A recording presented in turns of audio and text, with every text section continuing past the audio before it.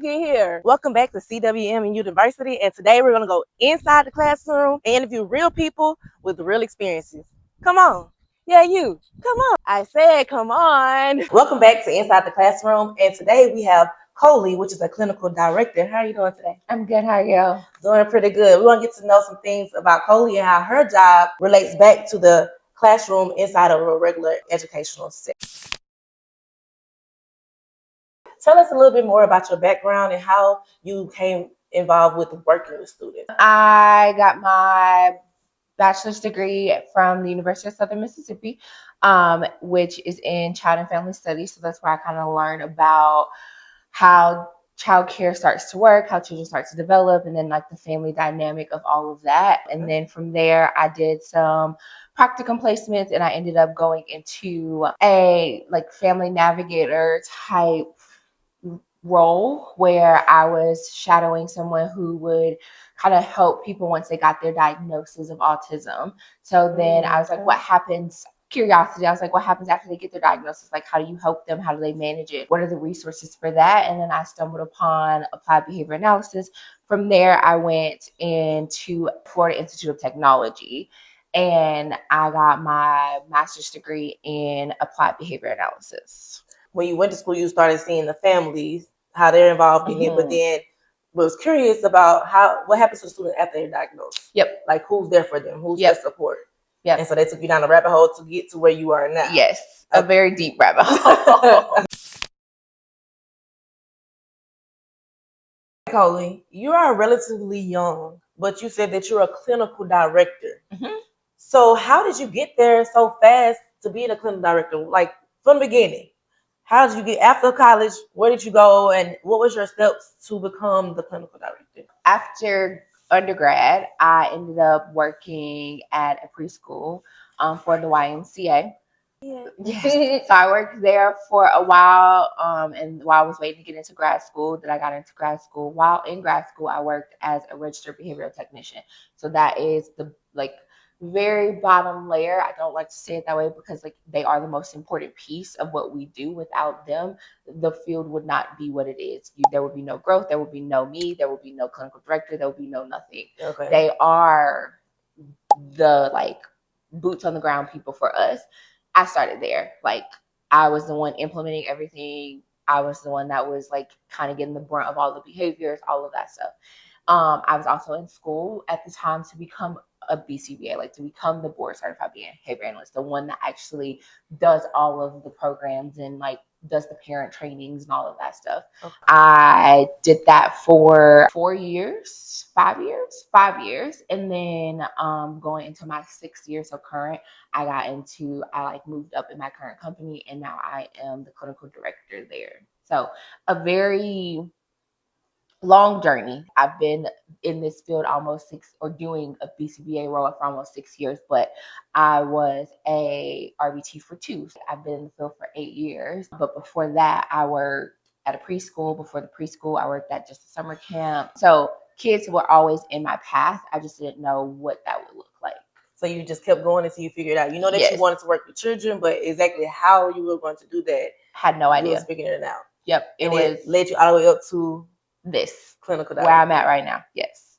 Wow. Okay. So you just never know. Sometimes you just have to try a couple things, get some experience, and then see how your path moves you to being where you are. Yes. Because I did not think that I wanted to be a clinical director. Why not?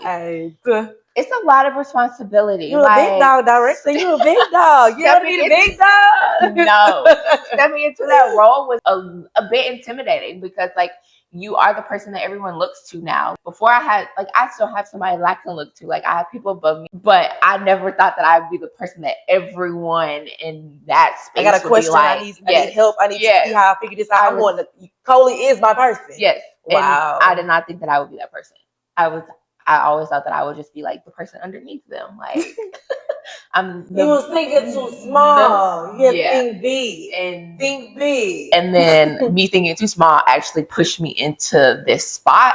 I like to say I accidentally ended up here, but truthfully, looking back at my journey, this wasn't an accident. I was a natural born leader, as a lot of my bosses say, and they were just we see it in you. And I was I know. But here I am now. Been in this for I think 9 months, almost 10 months, and hey, congratulations. We're doing pretty good. Again, I'm so excited for you. Thank you. But sometimes when other people see things in you, they'll push you to where you need to be. Yes. Even if you yourself are not seeing it, you might know I have the ability to do it. I might not want to do it, but sometimes that's where you need to be to not only help yourself be successful, but you're influencing so much to be a good program for those students, and that's what they need. They need somebody who believes in them and wants the best, and you're able to affect not only the parents, not only your staff, but all that affects the students positively. Yes. Which is what we all want. Everybody who loves working with kids and want kids to be successful, we want to be able to affect the system in a good way to make sure that the students can do what they can to be successful and be good at just navigating life. Being able to just function to a certain level of independence. Like the goal is always for them to be as independent as possible. And yes, some of my learners may never be 100% independent, but if they can be at least 20% independent doing just the small things, that's a win at the end of the day. True. That's one thing I've always said with my students. I should be a better learner, better person overall than when you walked in my door. That was always my goal. And it seems like that's your goal. Yes. Just be as successful as you can be. If you are going to grow, we are going to grow together. And the growth that you make is the growth that I want to see. And that is my proud moment. You are making me proud by doing everything that I am asking you to do. And yes, we push these kids a lot, but the goal is for them to be as independent and one day not rely on someone else. You went down that path and figured out that you want to see what happens behind the diagnosis of autism. Tell us more about your job as a clinical director. Like, what's your day-to-day look like, and how much are you involved with the students versus the staff? I started off, before I got into being the clinical director, I started off as a registered behavioral technician. So I was doing the day-to-day things, the one-to-one care. And then I, of course, got my degree, went into being a board certified behavior analyst, and then slowly worked my way up to becoming now the clinical director. In my clinical director role, I am a little bit more hands-off with the learners. So like I see them every day. I greet them in the mornings and they come in to sign in for their services. However, I am more like working on doing scheduling things for them. I help if they need like a behavior intervention plan. I go over that with the BCBA that's assigned to their case. And what's BCBA? Board certified behavior analyst. Okay. Yep. So I'll go over that with them. I help with like if a staff member needs more support, I'll go in, support them in that way. I'll help them to be able to get a little bit more of just like hands-on training in the moment. I also work directly with the family. So like I am one of the first people that they talk to come in and start getting the clinical assessments done. And once they are in there, if they have any questions about what could be next, I also help facilitate those conversations along with the board certified behavior analyst that is also on the case. So not only are you greeting the students when they come in, which is important, so they know that they're welcome to where they are. You deal with the staff who is directly responsible for those behavior plans. Yes. But you talk to the families. You're like the first person the families talk to be able to, I guess, feel comfortable with their students coming to. Once they make it past the like initial phase of like getting their insurance evaluated and all that stuff, I am the first line of, hey, nice to meet you. I'm the clinical director here. How can I help you? Do you have any questions? Touring our facility so that they know what it looks like inside, seeing a little bit about what other kids are doing. Of course, they sign HIPAA forms, but they do get to come in and see. Parents are also able to observe their own child in the services. We also ask that parents are involved, so they have to meet once a month for an hour with the BCBA that is assigned to them, just to go over like any concerns, areas of development, to be able to practice the skills that we are doing in the clinic setting, at home with them, or at the grocery store, wherever that may be. Okay, so what you're helping the students with is just not only how to be successful in school, but life. If you're talking about the grocery store, just doing day-to-day tasks. So the students have been diagnosed with some form of autism. Yes. And now we need to figure out how are you going to take this diagnosis and then be able to function. Awesome. And then, like I've said before, the parents are very important in a child's education and how successful the child is. So it takes a team effort. We have the clinical director who talks to the parent, talks to the child, and talks to the behavior therapist that It's all one thing to make Yes. the student successful, but the parents have to be on board as well. The parents absolutely have to be on board. If they are not on board, you're not going to make as much success. Parents are the most important part outside of course, like the teachers, the RBTs, I the agree. BCBAs. If parent involvement is not there, the kids aren't going to make the progress, because if parents aren't doing it at home, we can only make so much far progress. Of a reach. I can only do so much without the parents being involved. Yep. Yes, absolutely. Parent involvement is key. Building relationships with parents and having the parents' involvement is important. Also, building those key relationships with your students and your staff. So how do you do that in your role as a clinical director? With the students first, it's a lot of, I go into their like therapy sessions with their staff members and I just play. I'm here to play. I'm here if they need like a staff member needs a bathroom break. I go in and I'm just like engaging with the learner at all times. It really starts the very first day that they walk through those doors, and being excited to see them, introducing them to the like environment. Also, just taking the time to actually get to know each and every one of them individually. We are a little smaller right now at the clinic I'm at, so like I do have a little bit more time to be able to go in and see each learner. So it's important to know their interests and their interests outside of the clinic. Yep. So a lot of building relationships, very important. I know exactly what they like, what they don't like. I'm able to help the staff establish what they like and what they don't like, because if I know, then they can know through me as well. Okay. So what you learn, you share that with your staff. Yes, absolutely. Okay. And then when it comes to building rapport with my staff, we do monthly meetings. So every single one of my staff members meet with me for 15 minutes.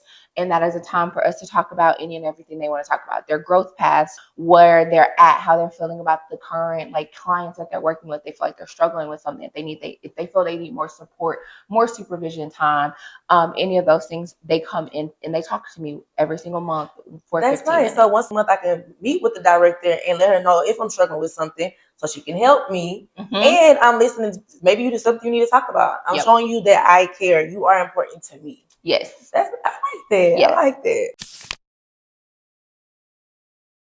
Okay, so the 15 minute a month, at least I get to talk to you. I get to do my frustrations out if I have frustrations, or just tell you what I'm excited about. Yeah. But how do you describe your management style? Are you the type that I'm watching you every single minute, or do you do a hands off? And then why do you manage that way? I'd like to say that I'm a little bit of both. If I feel like I need to micromanage per se, I will, and I can. It's not my first approach. I like to actually give you the space to do what you want to do. As long as you are doing the things that we need to do and we are meeting like we need to meet, I'm a little bit more hands off. I give you the trust until that trust is broken.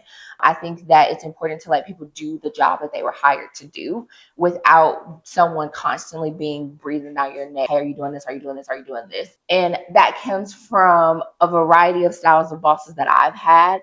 I've had the micromanager where you felt like you couldn't do anything right. And you were always questioning everything that you did, which then affects your own self-confidence. So then I was like, well, I don't want to be like that. And then I had a manager who was always available, but never really micromanaged you. Like if you needed support, she was there. She was ready to jump in, but she wasn't in your space all the time. So I was like, I really think that it's important to be able to have both, like have a balance between both. So I'm always available. I'm always there. But if you don't need me, I'm not going to step in, because I need to be able to trust that you can do the job that I hired you to do. So what kind of situation would deem for you to be a micromanager? Inconsistency. That is the biggest one. Consistency is key. If you are inconsistent, that is where you will be micromanaged. There will be more like check-ins on you. And when I say micromanagement, I'm not meaning like every little thing you need to do, I'm checking in on you. No, like there will be more frequent check-ins. So instead of it being maybe a monthly check-in, we'll do like a weekly check-in or every other week. Or if it gets to the point like I need to meet with you every other day or something like that, like we would do that. But I typically don't have to do that, thankfully. And when I do, it's for a short period of time, because it's like, hey, this is the expectation, and I'm very upfront and very open communication about it. This Clear is what the expectation. This is why we're doing this, and this is how long it's going to last. And then at that point, as long as we see the growth and the progress, the micromanaging goes back to where you were before. If we're not seeing the progress, of course, that's a different direction. Yeah, another step. But setting your clear expectations when you're trying to build relationships with people and let them know what you expect of them, then they should be able to perform. And if they're not, hey, maybe we need to check in more. Maybe you need more support. And I'm going to do that for you to try to help you be successful. Let's talk talk about some metrics that you have to track, because I only know the metrics that you have to track if you are a school teacher. Mm-hmm. But since you're a clinical director and it's similar to a school setting from what I can understand about it and what you have explained, mm-hmm. but you have to track something. I know that you have to report this stuff, like especially you said they go through insurance, mm-hmm. so you have to be able to report this. You have to keep it with something. Yes. So what do you track on a daily? How do you track it, and what makes you track it that way? We do data collection on a daily basis. So we track anything from communication, so like what they're asking for, if they need help asking for it, they independently ask for it, we track that. Okay. We also track the progress that they're making with the dressing skills. So say, for example, we're working on putting on a t-shirt, and all the steps that come with the t-shirt, putting it on, we don't realize it's about 5 to 10 steps depending on the way in which you do it. A lot of people do it different ways. About the steps. Have you ever thought about the steps on how to put a shirt on? There are multiple different ways to put a shirt on. Let us know in the comments. Is that something that you normally think about? Like, that has to be taught. I did not think about it until I started to teach it. But like, there's anywhere between like up to 5 to 10 steps for like a dressing task, for example. Okay. So we track each and every step, like how they're doing with each and every step. Like, are they doing it by themselves? Are we having to provide some physical guidance? Are we having to verbally coach them through it? We will track and like take data on all of those things.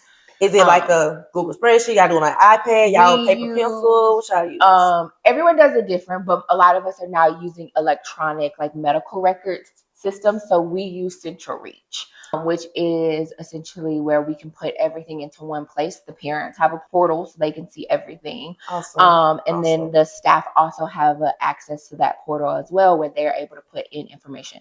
We also, at the end of every day, or at the end of every session rather, we submit what we call session notes, which is basically just like a small blip of what all we did during that day. The parents also have access to review that, but insurance providers review those as well. Good, to make sure that they're keeping you accountable. Yep. Making sure you stay funded. That's important. And then if the parents see something in that portal and they have a question about it, can they contact you through that portal? Yes, they can contact us via that portal, but they also have access to our emails. Okay, so y'all can communicate through either way, whichever it is.